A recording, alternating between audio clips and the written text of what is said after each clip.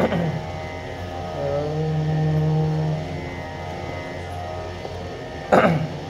हरि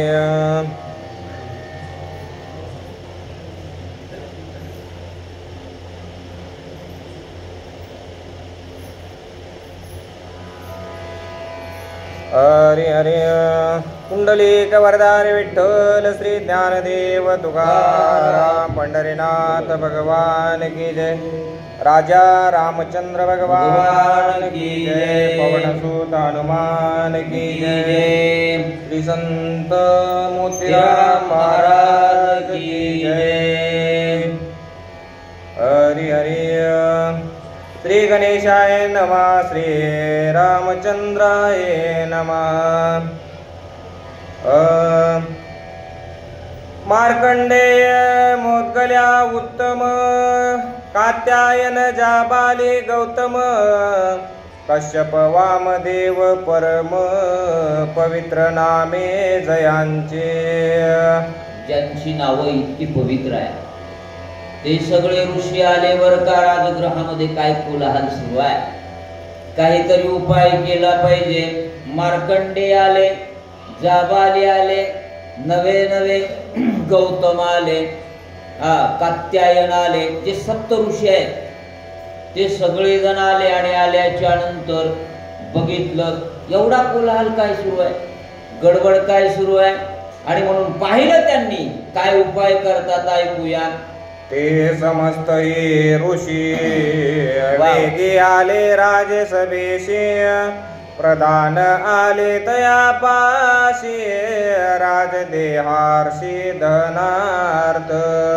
सगळे ऋषी आले आणि आल्याच्या नंतर पाहिलं, प्रधानांनी बोलवलं, महाराज हे एकंदरीत काय झाले माहित आहे का तुम्हाला? म्हटले आम्हाला कळालं म्हणून तर आलो। हे पहा राजा दशरथ या ठिकाणी देहावसान झालेला आहे आणि त्यांचा पूर्ण विधी आपल्याला करायचा आहे, पण तुमचा विचार महत्वाचा आहे। काय करावं लागेल? राजावर कोणीतरी बसणं गरजेचं आहे। अगोदर पद्धतच ती होती, सुनं ठेवता येत नाही। मग तुमच्या विचारासाठी काहीतरी सुचवा। एक मनते करावे दहन एक मनते पुत्रे विन कोण देईल दाहो जीवन अधिकार न पूर्ण पुत्राशी। ज्येष्ठ होते ते, श्रेष्ठ होते, म्हणून म्हणले तसं करता येत नाही। अनेक जणांचे अनेक विचार आहेत, म्हटले दहन करून टाका ना। एखादं म्हणते ना आम्ही कुठवर बसावं, दुसरे म्हटले तसं करता येत नाही। पुत्रे विन, अरे मुलगाच नाही ना कोणता इथं, आणि मुलगा आल्याशिवाय दहन करता येत नाही। काय करावं लागेल महाराज सांगा। मग सामूहिक विचारानं काय काय उपाय सुचवतात ऐकूया। रायाचे जे प्रधान ते राजपुत्रा समान निसंतानियाचे धन अयोग्य प्रधान सुपुत्रिका। म्हणून ऐका म्हणले, मुलं नाहीत ना त्याची प्रधान आहेत ना। राजा दशरथाचे प्रधान आहेत, ज्या अर्थी एवढी सेवा करतात त्या अर्थी मुलाप्रमाणे। ज्यांना मुलंच नाहीत मग त्यांचं कुणी दहन करतच ना, करावंच लागतं। होय, अहो एवढंच नाही, महात्मा फुलेंचं दहन स्वतः सावित्रीबाई फुलेंनी केलं, बरं का? तुम्हाला माहित असेल किंवा नसेल। समाज बोलला, बोलू द्या म्हटले, पण मी तयार आहे। गोपीनाथराव मुंडे गेले, मुलींनी करावंच लागतं ना। म्हणून विचार सुरू आहे, मुलगा नसला तरीही दहन करण्याचा अधिकार असा आहे। ऐका माऊली, सिद्ध असता धर्मपत्नी तिस योग्यता पती धनी हा अधिकार वंदेला गोनी नाही पुत्र जननीश पयोग्य। म्हणून पुत्रच असावा असं काही नाही। अनेकांनी विचार मांडला, पुन्हा जे ऋषी आलेत माऊली त्यांनी विचार मांडला। राजा दशरथ गेलेत ना, मुलं जवळ नाहीत ना, मग प्रधानांच्या हातानं दहन करा. नाही तर मग असं करा की पत्नीला अधिकार आहे. मी मगाशी सांगत होतो ना, महात्मा फुलेंचं दहन सावित्रीबाई फुलेंनी केलं, तिला अधिकार आहे. या पद्धतीनं दहन करा, परंतु आता ठेवण्यात अर्थ नाही. चर्चा सुरू आहे. पुढं कोणकोणते ऋषी काय उपाय सांगतात ऐकूया ना. ऋषी बोलते सज्ञान, येथे वशिष्ठाचे प्राधान्य. तो काही न बोले वचन, राजधन संस्कार. अरे आपण बोलायला म्हणले, आपलं बोलणं म्हणजे नगण्य. का? कुलगुरू आहेत या सूर्यवंशाचे कोण? वशिष्ठ. आणि त्यांना जेवढं कळतं तेवढं आपल्याला कळणार आहे का? वशिष्ठ बोले सज्ञान. ते कसे आहेत? ज्ञान संपन्न आहेत, गुण संपन्न आहेत, सर्व गुण संपन्न आहेत. आणि ते जे जे सांगतील याच्यावर उपाय काय करायचंय काय नाही, त्याला आपल्याला काय करावं लागेल? ऐकावं लागेल ना. गावातले जे ज्येष्ठ माणसं आहेत, समजा आता ही ज्येष्ठ मंडळी आहे, त्यांचं म्हणणं इतरांना ऐकावं लागेल की नाही. म्हणून म्हटलंय, येथे वडील जे जे करीती तया नाम धर्म ठेविते, त्याला धर्म म्हणतात. म्हणून धर्माच्या गोष्टी सांगू लागले. वशिष्ठाचं म्हणणंच आपल्याला ऐकावं लागेल. बुद्धिवंत बोलते गाडे, कैकई पुत्र येईल पुढे. तव राज देहा पडते किडे, दहन रोकडे करावे. अनेक बुद्धिवंत बी असते, काही ज्ञानी कमी आहेत का? जास्त ज्ञानच झाले जगात. तुकाराम महाराज उग म्हटली का, तुका म्हणे ज्ञान दिमाकाची भनभन. लय बुद्धिवान कामाचे नसतात. साधे भोळे भाविक अमुक तमुक लय चांगले. म्हणून बुद्धिवंत उठले आणि म्हटले, हे बघा, अरे आता दहन देऊन टाका राजांना. जर ठेवलं तर पडतील किडे. जास्त दिवस ठेवता येत नाही ना. म्हणून आमचा विचार आहे असा असं एकंदरीत मुलगा येईल आणि मुलगा आल्याच्या नंतर दहन करू, हे काय आम्हाला पटणार नाही. बुद्धिवंतांनी विचार मांडला, पण पुढं कुण मांडलाय ऐकूया. ऐसे ऋषीचे अनुवाद, करीते संवाद विवाद. वशिष्ठ मर्यादा अगाध, कार्यावबोध तुझाने. काय कळायला? कार्यावबोध तुझाने.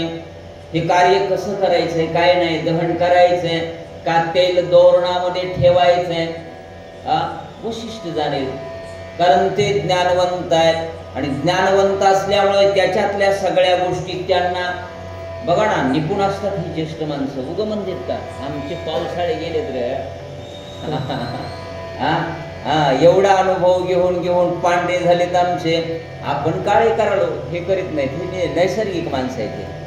आम्ही आपलं 15 दिवसाला हे ते दिसावं चांगलं, दिसून तरी काय आता काय हे आहे का? पण वाटतं ना माणसाला काय. म्हणून तुम्हाला वंदन आहे वा. अनेक जणांनी सांगितलं या पद्धतीनं चला, पण वशिष्ठ सांगतील ते आपण ऐकूया. काय काय ऐकतात ऐका.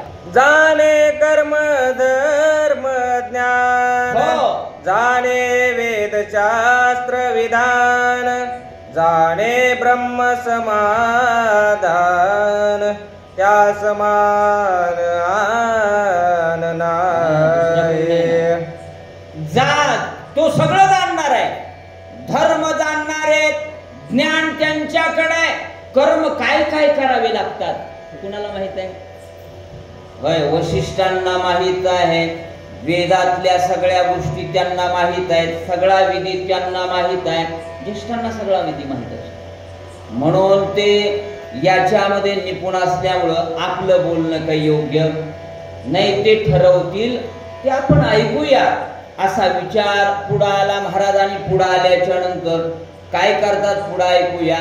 जयाच्या वचनासाठी सूर्यमंडळी तपे छाटे त्याचे ज्ञानाची अगाध गोष्टी तुझ्या सृष्टी असे ना. किती ज्ञान होतं म्हटले. जयाच्या ज्ञानाची थाटी सूर्यमंडळ सूर्य थांबवण्याची ताकद. काय ज्ञान असेल होय तुरे काका. आपल्याला थोडे येतं तर आपण कुठे आहे. इतका ज्ञानवंत सूर्य थांबवण्याची ताकद प्रत्येक वेदाचा ऋचांचा अभंगाचा सगळा अर्थ कळणारे सूर्यवंशाचे सद्गुरू आहेत ते. काय एवढी सत्ता त्यांची आहे. मी बोलविल्या वेदू बोले मी चालविल्या सूर्य चाले मी हलविल्या प्राणू हले जो जगाते. एवढी सत्ता आहे त्यांच्याकडे. काय करता येत नाही. सूर्य थांबवायचा आहे चालवायचा आहे एवढी सत्ता असणारे ते निर्णय घेतील. ऐका. तेने वशिष्ठे येऊन आपण तैल द्रोणीत राजा घालून जेने देह निर्विकार जाण केले रक्षण अतियत्ने. ते सद्गुरू आहेत ते विवेक संपन्न आहेत. आले महाराज. वशिष्ठ आल्याच्या नंतर त्यांनी ठरवलं की मुलं नाहीत. भरत तिकडं आहेत. रामचंद्र प्रभू वनवासाला गेलेत. म्हणून राजाचं दहन करता येत नाही. राजगादी सुनी आहे ना. राजावर कोणीतरी बसलं पाहिजे हा विचार वशिष्ठांचा आहे. मोठा एकंदरीत काय आणलं. तेल द्रोण आणला आणि आणल्याच्या नंतर त्याच्यामध्ये म्हणजे किती दिवस राहतो. आपण मालिकेत बघितलं ना तुम्ही. राजा दशरथाला ठेवलेलं आणि ठेवल्याच्या नंतर कुठलीच बाधा निर्माण होत नाही. ठेवलं असा एकंदरीत उपाय कोण केला. वशिष्ठांनी केला. महाराजांनी काय केला आहे का. शीघ्र भरताचे आगमन तदर्थी सुमंत अति सज्ञान वशिष्ठी देवोनी सन्मान त्वरे प्रयाण करवित. आता तेल द्रोणामध्ये राजाला ठेवलेला आहे. वशिष्ठ काय करतील आता पुढच्या अध्यायामध्ये. सुमंताला बोलून घेतील. जा म्हणले युधाजित जो भरताचा मामा आहे तिकडे गेलाय तो भरत आणि त्याला बोलून घ्या. तोपर्यंत आता राजाचं दहन करायचं कारण नाही. सुमंताला बोलून घेतलं. रथ जे जे काही करता येईल लवकरात लवकर जा भरताला घेऊन या. सुमंता तू आयेची काळे तू आप्त एक राया जवळे भरता नावा तत्काळे माया मातुळे जो आहे. कुठे भरत. माया मातुळी मामाच्या गावाला गेलाय आणि मामाच्या गावाला गेल्याच्या नंतर त्या भरताला तूच आता सकाय सुमंता लवकर हे काम करू शकतोस तू आता थांबू नको. पहिली हीच निरोप द्यायचे ना. पहिले का मोबाईल होते वाद हवा पाठवायचे. जा बाबा ह्या गावा जवळजवळ सोयरे असायचे फार लांब नसायचे. आणि सांगितल्याच्या नंतर मग सगळे पाहुणे जमा झाल्याच्या नंतर विधी केला जायचा. कसा तू लवकरात लवकर जा राजाचा जवळचा आहे भरताला घेऊन ये. शीघ्र बैसोनिया रथासी जावे गिरे व्रज नगराजी भेटोनी कैकय भूपतीशी भरत रातो राती शीघ्र कार्य आहे बरं का. लग्नाचं हे कार्य शीघ्र आहे. आणि मृत्यूचं कार्य सुद्धा जास्त वेळ ठेवता येत नाही. मुहूर्तावर लग्न जसे करावे लागतात तसं हे कार्य महत्वाचं आहे. शीघ्र जावोनी रातोराती थांबू नको कुठं. रातोरात जा आणि रातोरात जाऊन तो युधाजित ज्या ठिकाणी आहे त्याची राजधानी आहे तिथं भरत गेलाय. त्यांना हा निरोप एकाएकी सांगता येत नाही. होय, तरुणाला जर सांगितलं तुमचा वडील गेला किती दुःख होईल. काही गोष्टी पुन्हा पुन्हा सांगाव्या लागतात. तिथं जा, त्या राजाला सांग अगोदर. राजाला सांगितल्याच्या नंतर ते मग त्याच्या परीनं भारताला सांगेल आणि भारताला घेऊन या. करोनी वसिष्ठाशी नमन सुमंते शीघ्र केले गमन. मार्गी आठविता श्रीरामाचे गुण करे रुदन पुन्हा पुन्हा. सुमंतांनी ऐकलं बर का वसिष्ठांचं म्हणणं आणि शीघ्र रथ तयार केला. जात असताना माय पुन्हा पुन्हा एकंदरीत त्याला आठवू लागलं. कुणाचे गुण? रामाचे गुण. चांगला जो असतो त्याचे गुण आठवतात. तुम्ही काम आता कापूस याचायचा आहे, कापूस याचे अभंग आठवतात ना. अभंग आठवणाराला जे कार्य दररोज करायचं ना ते आठवतं. चांगली चांगली कामं आठवतात. आठवू लागलं बर का. डोळ्यातून अश्रू येऊ लागले सुमंताच्या. का? या रामाला का म्हणून वनाला पाठवलं. रडू लागले जात असताना. काय झालं आहे का? श्रीरामाचे रूप गुण आठविता विरह पूर्ण.